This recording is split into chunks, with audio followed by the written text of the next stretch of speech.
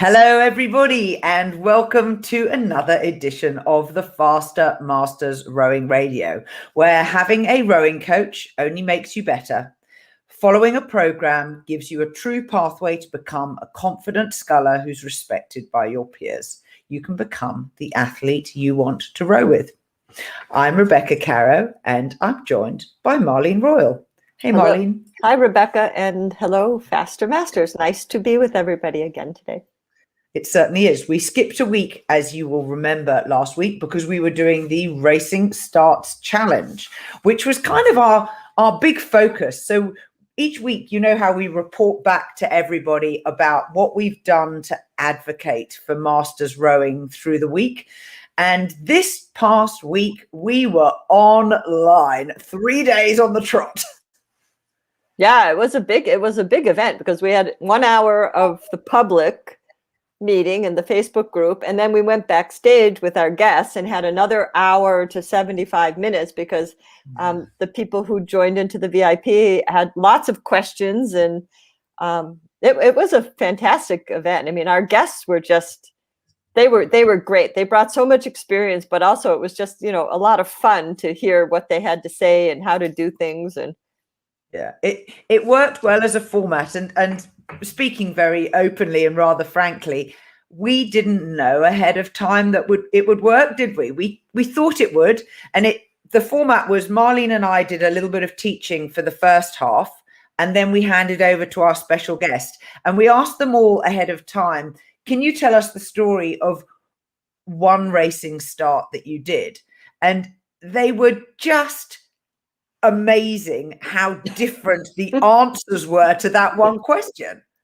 And I kicked off with my worst racing start. So if some of you were listening, you can still hear it if you go back to the Facebook group.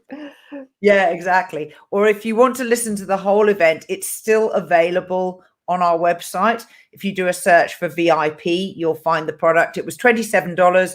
You get all the recordings. You get 6 recordings, 1 public and 1 private for every day. Plus, there's a whole load of back research, information, articles, extract from Adam Creek's book, Leslie's pre-race checklist of what she does in the boat park with her crews ahead of time. So the value is enormous. Yep. And everyone who's got it has said, wow.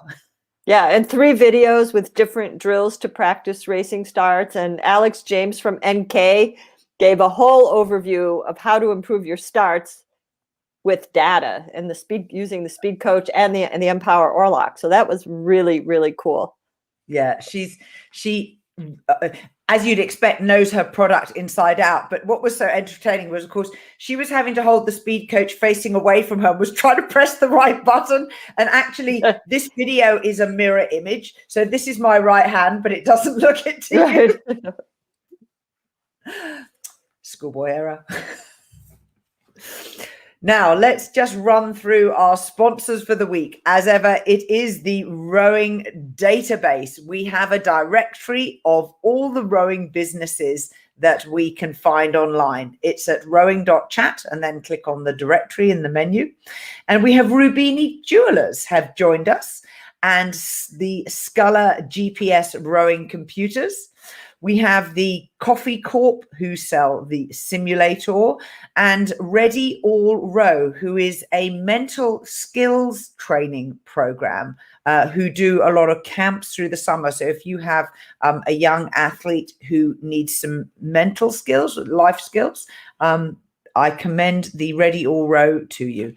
And we also have the rowing artist, Annabelle Ayres, who's listed in the gift section.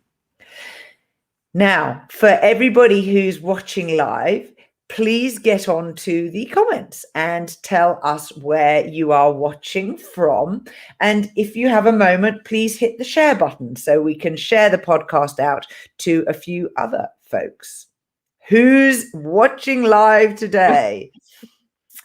I'd like to think that there's a private race that goes on every week. So when I first joined my rowing club here in Auckland, they all go for coffee afterwards. And the first time I went rowing, this very nice lady called Liz said, you can follow me in my car. She said, I'm following her, and it's not very far away. And we get to this traffic lights, and she's following obviously another person in the car, and they scream through this traffic lights as the lights are changing. And I'm like, oh my golly.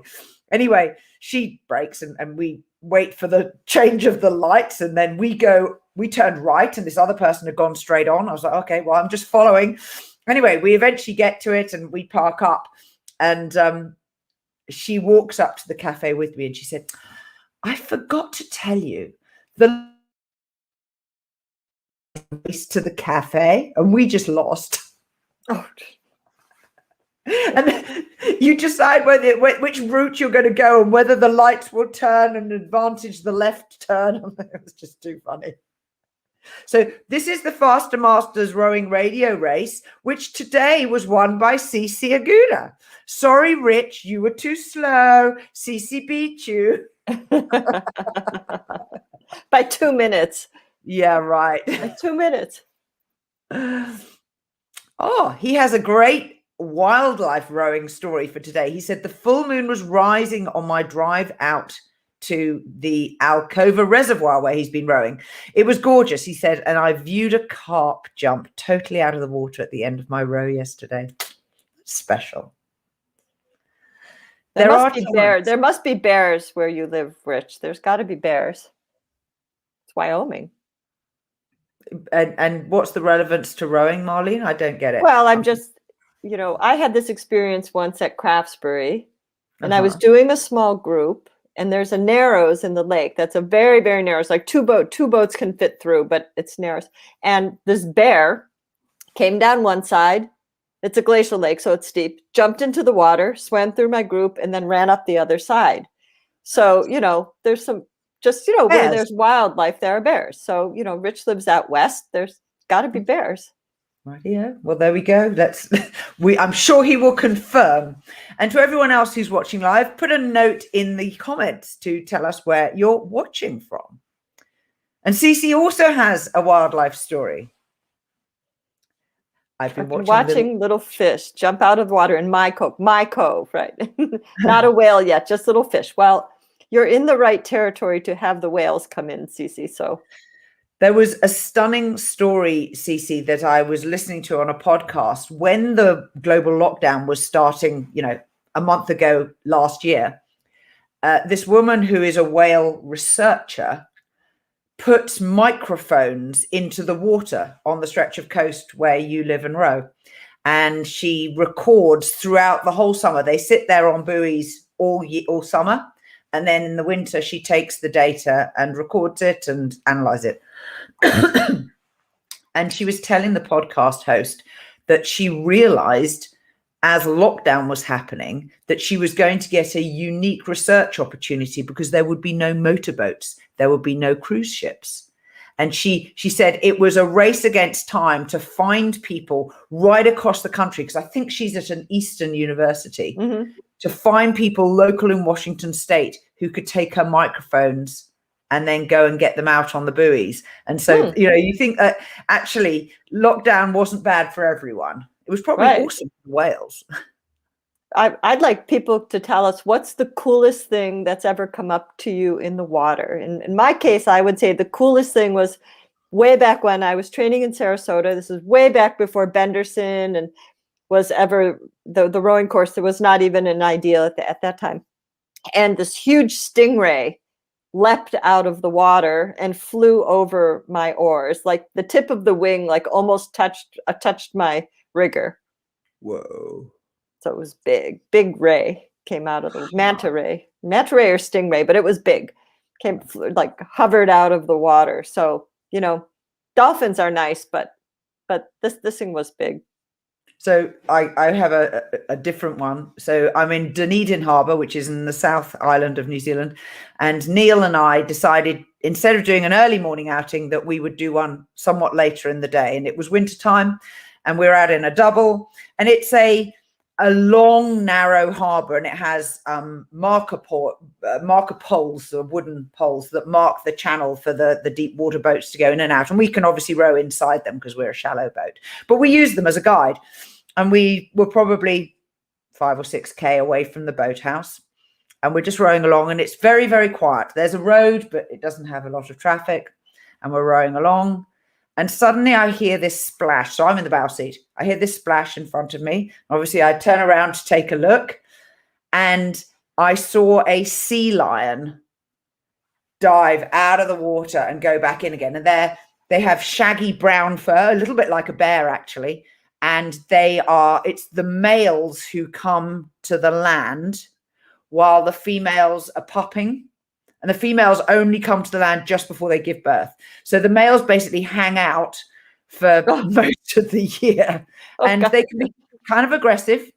They're very, very big. They're heavy. Yeah, they're heavy.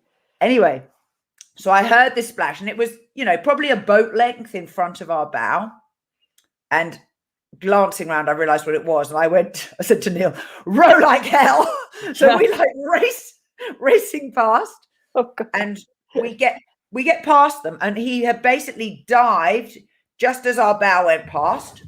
He came up just behind our stern and came up again, and it was actually two of them, and they were playing. And we pulled, a safe distance away, we thought, and we watched them for about 10 minutes, and they were oblivious. They wouldn't even have noticed we went past. The two of them were just jumping and diving and just having a party. We finished, got to the end of the outing, turned around, rowed back, and we saw them in a different part of the harbour because they just drifted with the tide, and they were still playing. Alligators will do that too. I don't want to know about alligators. Well, with an alligator, you'll see it, right? And you'll just think, on the bank. Or no, in the water. And little eyes like this. Yes, I've seen somebody heading right for the eyes, and I'm going, oh my God. And when the Canadians go to Florida, the first thing they always say is, are there alligators down there? And you say, well, no, of course. But this one year we had alligators because there was a drought. And when there's a drought in Florida, people should know this, alligators move inland. So if you're on a lake in a drought situation, there's going to be alligators. Most of the time they don't come in. But I saw this boat going, and this woman, and she was from Toronto, and she's going right for it. And I saw this alligator, and I'm like, oh, it had to be a Canadian in this boat. And I see her oars going right for the eyes. I'm like, oh my gosh, what am I going to do? And just before her oar goes in the water, it dives. And then it comes back up again. And then she turns around, and I circled around, and we stopped. And I'm in the motorboat right at her stern looking at her. And the thing comes up right off her stern, right next to me in the motorboat. And his eyes, look at her, straight in her eyes. And I said, oh, that's Alfie. Don't worry about him. He won't bother you. He'll just go back down underneath. And inside I'm going oh my God, my heart was beating 200 beats a minute. This woman's eyes got so big. And it was oh, he never bothers anybody. We fed him already today. Go. The things they don't teach you in coaching school. No, they definitely don't. That story fits onto. They do not teach. And actually, I never really worried about people hitting it. Quite honestly, I would have worried more about them accidentally hitting the tail, or the tail accidentally knocking someone. But it's never happened. They really don't tend to bother people. Wow. Cece says a harbour seal bumped her boat out of curiosity. Yeah, seals are curious. And she's seen grey whales that have breached behind me while she was rowing along. One time there were 2 grey whales and 2 pods of killer whales, a total of 8 out in the cove with me. Wow. Well, don't make a dolphin mad, because if a dolphin gets mad at you, there was an angry dolphin in Melbourne, Florida. And twice, he hit this one rowing coach, twice the dolphin hit the side of his double and put an eggshell crunch in it. Huh. So be nice to the dolphins. Sometime after I had my sea lion incident, there was an angry male sea lion who chased our men's eights from the university.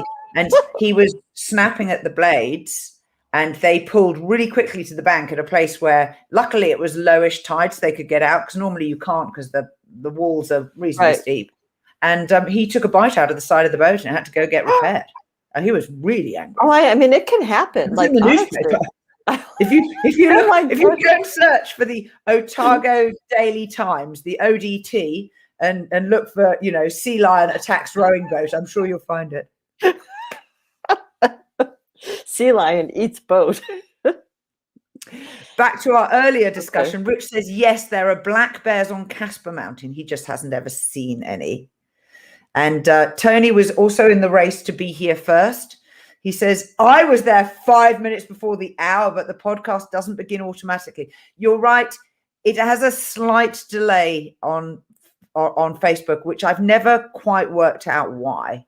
But welcome anyway. Nice to see you, Tony. And Lisa is here. Late, but Colorado is gorgeous, but don't tell. Don't tell. You have bears too. Let's get off the bears topic. Okay. I think we are done with bears. Now, this week on the podcast, Lisa McMath sent us a whole heap of questions. Look, and me too. We have a lot of questions, all of which are the sort of questions that we've come to realize that masters in general will often ask these. And just to set a little context, when Marlene and I have a teaching style, which those of you who come regularly will know, and we prefer to give you choices. So when we answer these questions, it's rare that we have an absolute definitive yes or no answer. And the reason is you're all adults, you're all super smart people, and we know that what suits some people really does not suit other people. And actually, that's part of the fun of being on this rowing journey, is because you go and try something and work out what you like or dislike. But it is worth reviewing that from time to time, because your choices do change as you age. So context setting, we may not agree with you, and you may not agree, we may not agree with each other, but let's have a respectful discussion. First, there's often more than one answer too. So yeah, it's whatever works is the answer. That's my opinion. So Lisa's question is, do those rowing gloves work, or is it faster to develop calluses in the old-fashioned way? Well, those rowing gloves were developed by a wonderful gent called Patrick and his wife. And I don't have one here to show you, but basically they have a synthetic suede across your palm. And then it goes up your finger to the first joint. And then they have a little elastic band that goes around your second joint, so that it sort of articulates so that your knuckles can pop up in the gaps between. And then it goes down your thumb a little. And it has a Velcro closure over the back of your wrist. And they are sold as rowing gloves. And they have two designs. One has silicone, a sort of print pattern across the hand. And the idea is that's for your feathering hand in sweep. And obviously you get two gloves if you're sculler, or you just get the smooth palm. If you get blisters, they are generally a sort of overuse type injury. You're not sufficiently used to rowing, with the length of time or frequency. So, for example, for myself, I frequently get blisters when I go on camp and we're rowing twice a day, or sometimes, well, not nowadays, but it used to be 3 times a day. And so my view is they work extremely well to protect your hands and help prevent rubbing blisters. They're also quite good if you've got a blister. So look, here you go. Here's the evidence. The evidence from a week or so ago. It's just it's gone hard. But when you have, fluid in a blister, my preference is to put a bit of micropore tape and then cover it with electrical tape and then wear a glove as well. So the idea is that you're protecting the skin and it then doesn't rub against anything. So the skin then has the glove over the top of it, and then the glove is next to the oar handle. So a lot of people generally find that gloves are useful to have in your pack in case you need them. Some people prefer rowing with them because they find that the handles are greasy and they can't grip them enough. Some people say they only wear them for train and not for racing. Some people only wear them for racing and not for training. One of my best friends is an osteopath, and she goes, my hands are my trade. I cannot afford, to injure my hands. Mm-hmm. And I think attitudes are changing about gloves. I would definitely agree with that. I personally have I've typically never rode with gloves. I do think that people have different types of skin too, and some people get calloused quite easily with minimal blisters, and some people have just more delicate skin, and their skin gets injured more. So, your skin is the largest organ in your body. It's what protects you from infection. So if you do tend to get, your blisters, it's probably a good idea to watch that and protect your hands the way that Rebecca's talking about. I know that Al Morrow, who was the head coach of Canada women for many, many years, he said when they had an early season training camp or in the early part of the season, he always had the girls wear gloves of some sort so they could increase the volume without getting the blisters, again, to avoid infection, discomfort. So, again, it is individual. I know if it's cold out, I wear fleece socks on my hands and row with fleece socks, which is kind of like pogies, which is. And I use shooting mitts. I think I've shown people in the past. Mm-hmm. Some people wear like golf gloves, something or batting gloves, something that's thin. But I think you should do what is comfortable for you, because if your hands hurt or you tend to get blisters, that's no fun either. No, exactly. I will say, though, when you have got your calluses, I would very clearly say, look after your hands. And your calluses tend to get fatter and fatter and fatter over time. Oh, look, there we go. And they can get quite prominent. And sometimes you will find that you'll get a blister under a callus. And that really hurts because it's very deep in your epidermis. Mm-hmm. So my advice is once a week, wash your hands in nice warm water, lots of soap. Pick up a pumice stone and just rub it gently over the parts of your hand where you have calluses. And it just takes a layer of skin off and helps keep it sort of smooth on the surface. Because although there is enormous satisfaction at picking at a callus and hacking at it and trying to get it off, it's not good because often it'll peel off and it'll take a really deep layer of skin. Yeah, and then it hurts. Break the surface and Yeah, you don't want to do that. Don't go there. Don't go there. Next question.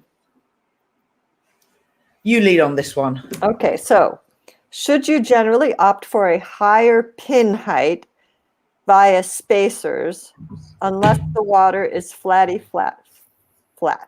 Well, my attitude on this is I personally, if I have the height set correctly, rigging, which means that your oar handles come into your body at your center of gravity, which is where they will come anyway, okay, no matter where you're rigged. If you were going to, the way you suss this out is if you were going to do a tug of war and you pull your body weight back on the rope and you pull your hands into your body, that is where your center of gravity is.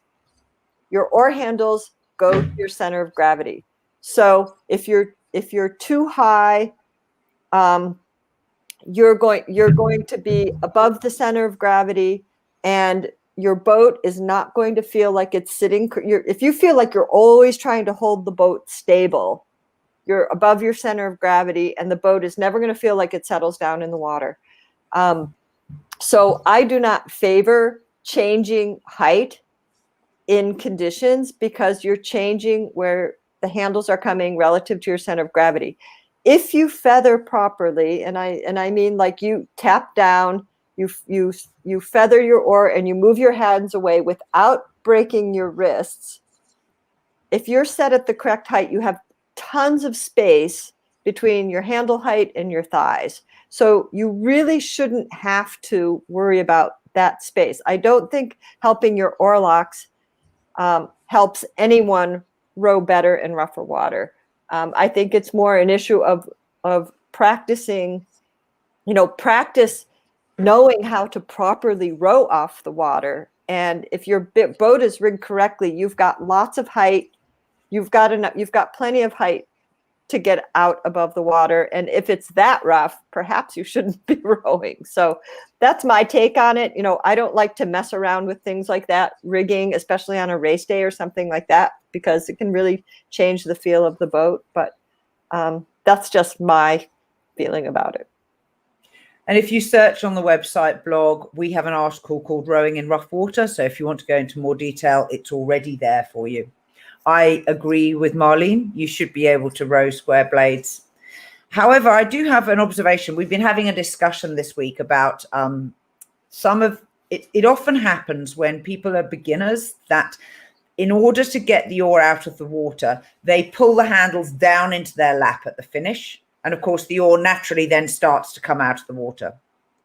And that feels like they're getting a finish. But of course, we know that they're not. And we were speculating, and we haven't tried this out yet, so this is your opportunity to try it, that by saying to them, you need to draw a stronger finish, that actually get them activating their arms maybe a little earlier and making a more dynamic arm draw, that actually it'll help them to learn how to finish the stroke at the correct height on your lower ribs. Yep. And that's connected to holding the drive suspension and holding the pressure on the blade. You need pressure on the blade to get out effectively. And if they start to pull down on their lap, they're losing the pressure on the blade much earlier than we would prefer. Yeah, understood.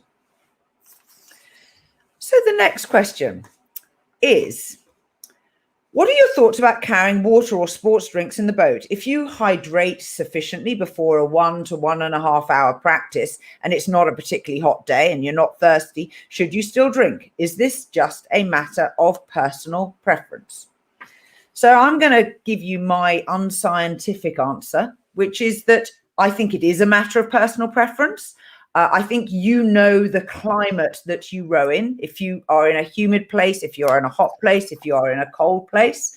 And yes, it is a general rule of thumb that when it's cold, you don't feel like drinking as much as when it's hot.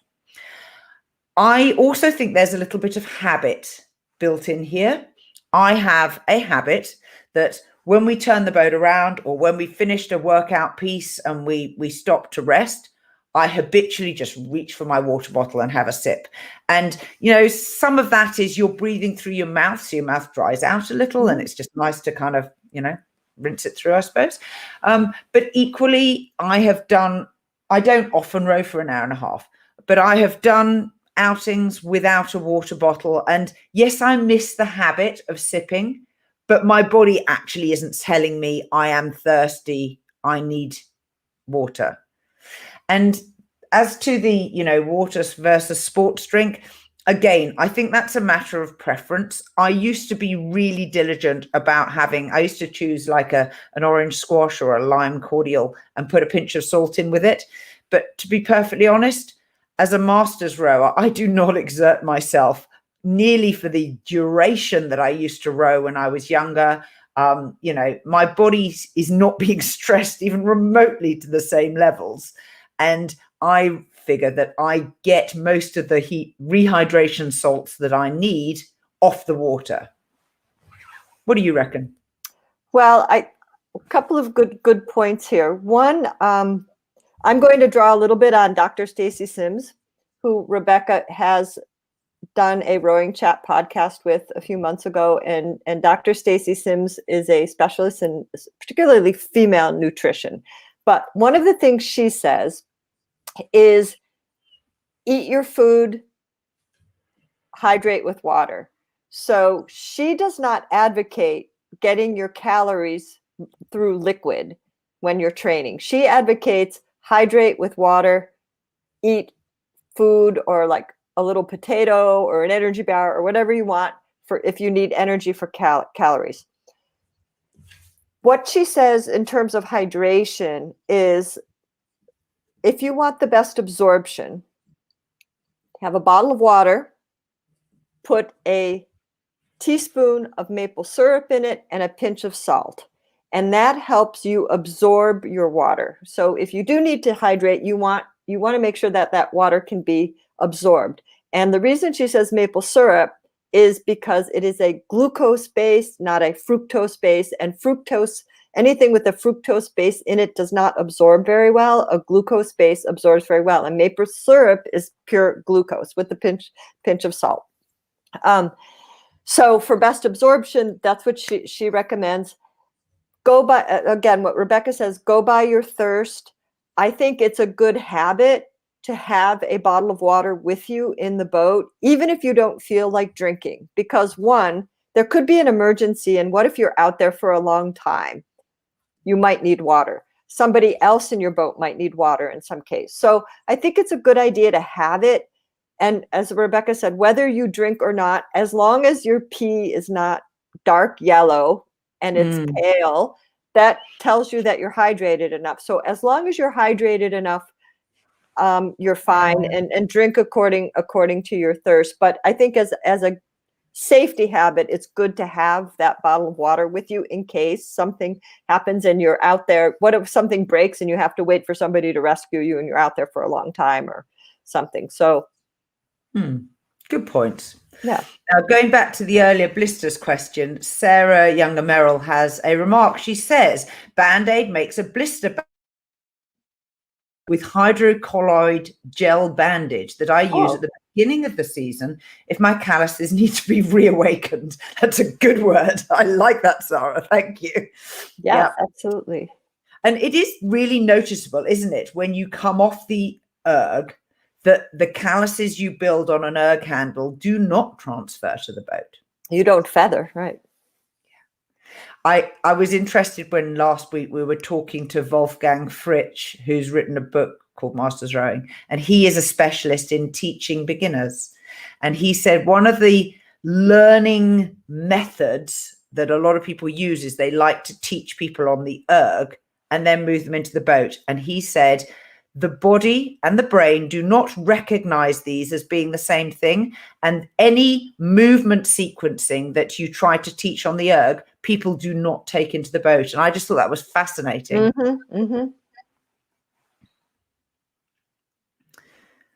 A little remark from Rich. I love finishing the drive with my oars to my sternum. Rebecca, your earlier demo was helpful. This morning, I was paying attention to my rhythm. And he says, oh, honey has fructose and glucose, by the way. Okay. Yeah. Yes. Well, it does. It does. And that's why we're going only for the glucose, not the glucose and the fructose. So because honey does have fructose in it. There we go. Nice to know. Now, this is a contentious topic. Ooh, I love this question. How do you generally determine stroke versus bow placement in a double? Is it the longer person at stroke? Is it the more adaptable rower in bow? Is it the better rhythm in the stroke? Or is it other things? Well, there are lots of answers. Do you want to go first? Do you want me to go first? You go first. Okay. First, I would say be flexible and be willing to try different combinations in different race settings. Okay. What the best combination is what helps you go the fastest for the event that you're training for. So what I mean by that is I had a doubles partner once, and when we we trained full time together, and when we raced on a buoyed course, I stroked and I steered off the stern on the buoyed course, but I stroked when we were on a buoyed course. When we raced the head of the Charles, she stroked and I rode bow seat and I steered from the bow seat. And partly because I knew the course much better because I rode in Boston for so many years. And just again, the nature of the race, we did better in those different combinations. There's a mental side to it. Like you may have somebody who really loves to stroke, and you might have one person who loves to follow. One person might be easier to follow. I mean, when you row in the same boat and you switch seats, it feels like an absolutely different boat. So you have to see one, like you don't want to put somebody in the stroke seat if they don't want to be there. Okay. Because you need a really, you need a good mindset to be in the stroke seat, and somebody should want to be there. But I do think that you need to look at the combined factor and experiment and figure out what helps you go the fastest. And not just the fastest, actually, what makes the boat feel best, most Yeah, comfortable. So if you yeah. think about the skills that you've got, stroke has to set the rhythm and kind of drive the work pieces, whether it's a race or not, doesn't matter. Mhm. Someone has to steer. It can, in a double, you know, you don't have foot steering, but you know, someone should take that responsibility. Someone needs to do the calls, and either of you can do it in a double. You can hear perfectly well. You don't even need to turn your head. If you're at stroke, Mhm. the person behind you can hear. So, you know, and then alongside that, you know, as a crew, you might, like Lisa says, you might have a focus on wanting to have a really long stroke. You might have someone who's significantly taller or shorter or more or less skillful on part of the blade work. So it is genuinely a blended decision, and it can change over time. And as my husband never ceases to remind me, he says, you've got through an awful lot of pairs partners. So, well, I know. I know. And well, Lisa's point, do you want someone with a longer stroke in the, did you say in the stroke seat?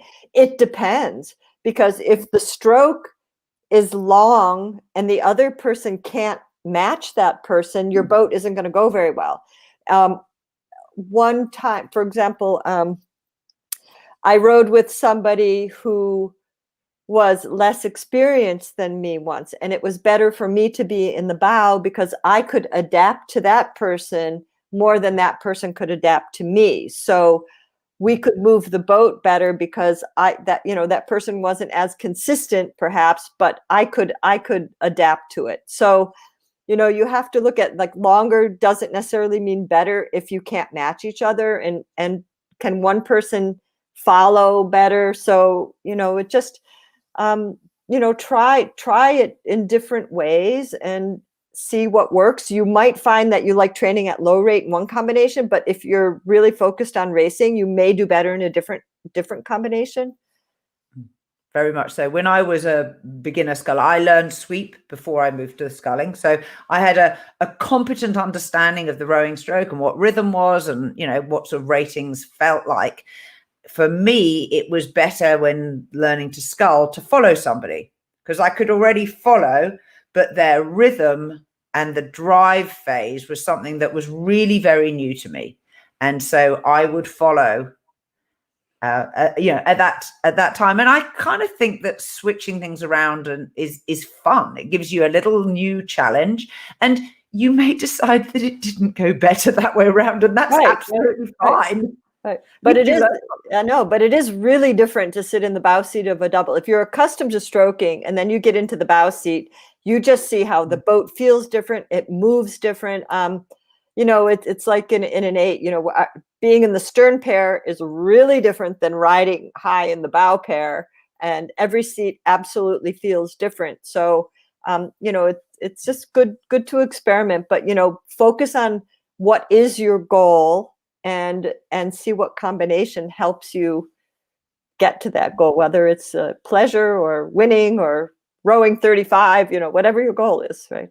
And I think that doesn't matter if it's a man or a woman or, single sex crew. Actually, I double with a man who's only a little bit taller than me. The main thing is he is so strong. When he puts the oar in at the catch and pushes it through to the finish, he can get from A to B so much faster than I can. I simply cannot match his strength. So for us, our challenge is around the blade parallels. Right. We can both rate, we can both do a lot of other things, but for me, it's just like, Lordy, that was quick. Yeah, like where'd that go? So Cece says she also thinks who is more experienced is important. When she started racing, she was in stroke, and the more experienced rower was in bow. And 2 years later, she did a head race with a novice and found myself in bow. There you go. Yeah, that mirrors your experience. And Lisa says you see everything in bow and you feel everything. I disagree with you about the feel. I think there is a very particular feel at bow and a different feel at stroke. Yeah, yeah. I know in the stroke seat, I was often in university in stroke seat. And I know in the stroke seat, I could say, 6 is doing this, 5 is doing this, 4 is doing this. You could feel everything right down the boat. But the bow is so active. You have to have somebody with a very flexible mindset who, they're doing a lot to stabilize the boat back in the bow pair. So you need technically really good people in the bow pair. I will say I was once in an 8 with a married couple. Oh And dear. she was at stroke and he was at bow. And that was a disaster. Oh no. She reckoned she could tell what he was doing. And all of the rest of us were like taking cover. But in our June program, we have an article called How to Row and Keep Your Relationship on an Even Keel. So there's a few folks that might learn something from that. Lisa says she's of a mind everyone should learn to row every seat. Yeah. You learn something in every position. I totally agree with that. And David says experience is very important for bowing when you're rowing in the dark as well. Oh my, yes. That sounds scary to me. Well, every river or every body of water has hazards. Some of them are swans and they move around. Some of them are stationary, like bends and trees and bridges, things like that. Beer kegs, things like that. David, you are absolutely right. We have actually just got some brand new bow lights, which are tiny LEDs. They are like the size of a dollar coin and super bright. And they fit into the number slot. And our rowing federation started selling them. That's nice. Those are nice. Very nice. Well, they're nice, except when you have to turn around, to check your course, because actually they dazzle you. Oh. So our old lights, which are actually ones that we bought off a boat chandler, so they're not specifically for rowing. They come with a mount that's like it's a circle, but with a zigzag edge around the end, so it locks into a plate which you glue onto the bow of the boat. And they have 3 settings: flashing, dim, or bright. And that's quite good because actually the flashing is really good if you're in the half light. Bright is too much when it's dark, as I say, because you got dazzled when you turn around. And the sort of dim setting is an okay midpoint. It's not brilliant, but one of the girls I row with made an interesting point to me, because I have a backlit display, which is the rating and time and everything. And she said, you're losing your night vision in the bow seat. She said, you're looking around, you're getting dazzled by the light on the bow. And she said, you're also looking at your screen, which is backlit. And she said, your night vision will be seriously diminished. You're probably better not to have a screen if you're in the bow seat of a crew boat when you're rowing at night, which I thought was a really interesting point. Yes. Well, I boycotted rowing at night about 30 years ago. So I don't row in the dark, but many people have to. Otherwise, they won't row before work or something. But those are important things to know about, because you don't always know that, what's going to be the repercussion of doing this as I age, if this can affect your sight. And, these are things that, as we learn, we want to pass on this information. We certainly do. Last question.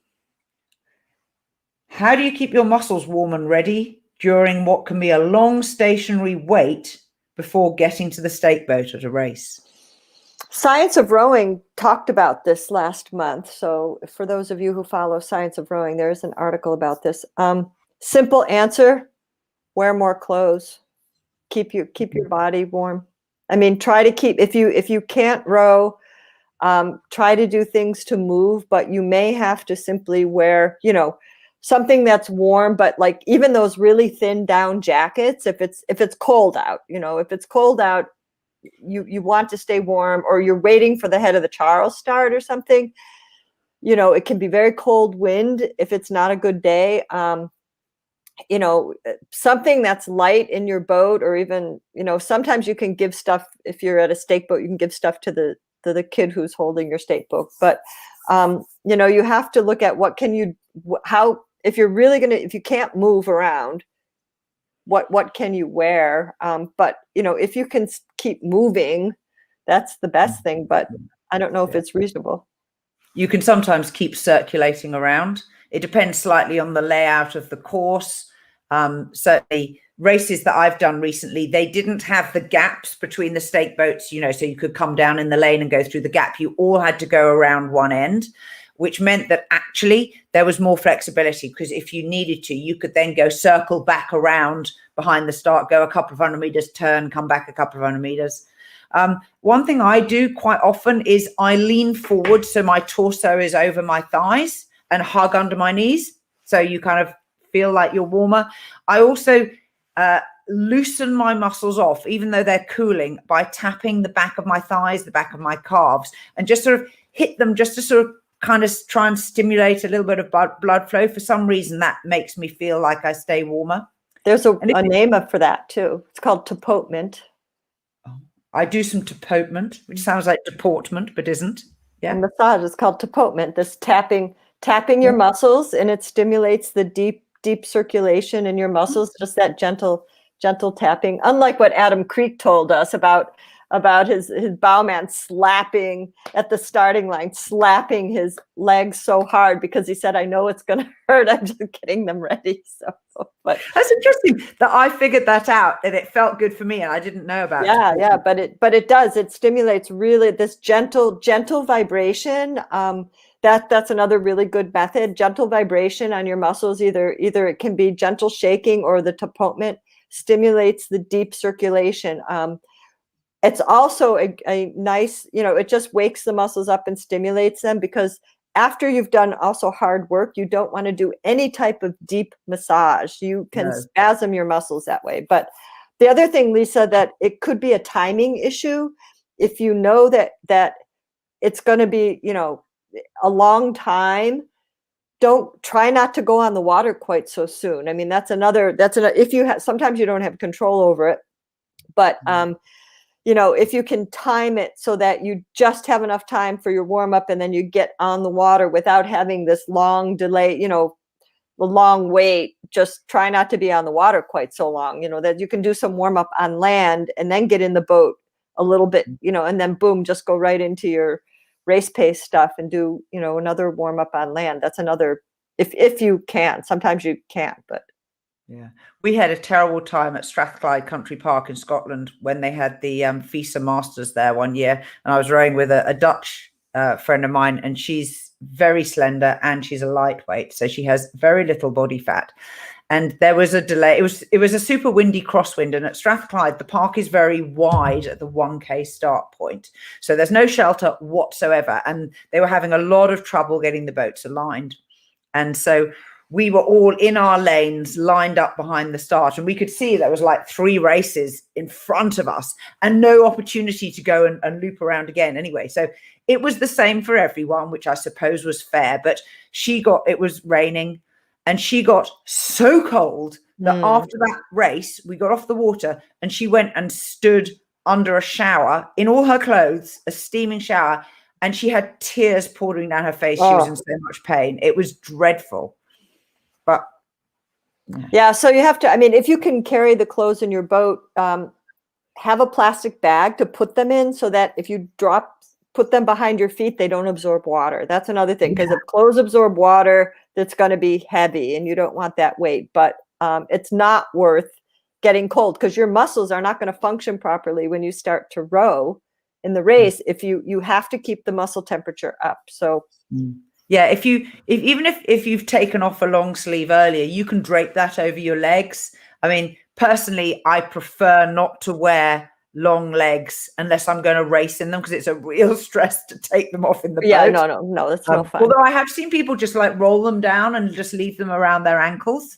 That always makes scares me. Worried. If you have to fall out of the boat and swim, that is not a good idea. It's just like wearing tall rubber boots. You don't want them to fill up with water if you have to go in. So yeah, I definitely support the plastic bag in the boat. Unless you can put them under your deck, if you have a deck cover that you can open. Right. But if you wear light fabrics, then it's not a lot of weight, and that certainly is. Yeah. That's true. New Zealand Merino, I'm just selling it there for the whole country. So, Lisa, thank you, ladies. You make me laugh out loud every week. And I love that you provide a difference in opinion between the two of you. There is more than one way to do anything well. Yeah.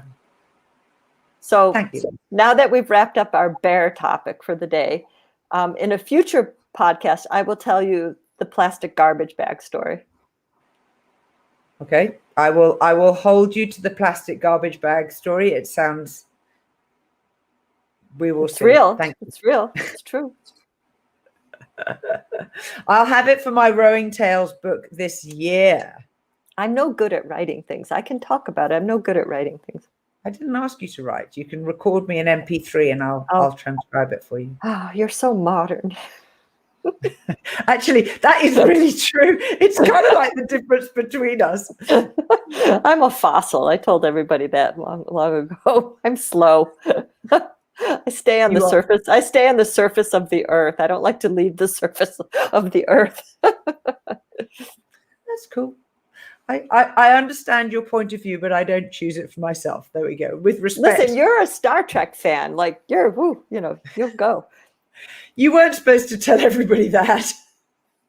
We're a very special breed, people who like Star Trek. That's okay. I like it too. I just don't know that much about it. But I've never gone bungee jumping, so. Fair dues. There's a reason we row. Okay. Yes. I think that's all we've got time for this week. Thank you, everyone, for coming on the journey with us. Thank you, Lisa, for thinking up what amazingly diverse questions, and I hope we've given satisfactory answers. You, too, could be writing questions to us. So just jot it down, go to the website and contact us if you think of something that you'd like, a burning question that you want answered. Or even if you just like us to review some of the things that we've answered in the past and set it into a slightly different context. You know, is it different sweep and sculling? Is it different in the winter and the summer? Is it, things like that. We have been Faster Masters Rowing Radio, where having a rowing coach only makes you better. Following a program gives you a true pathway to becoming a confident sculler who's respected by your peers. You can become the athlete you want to row with. Please subscribe and join our newsletter list, and we very much look forward to seeing everybody at this time next week.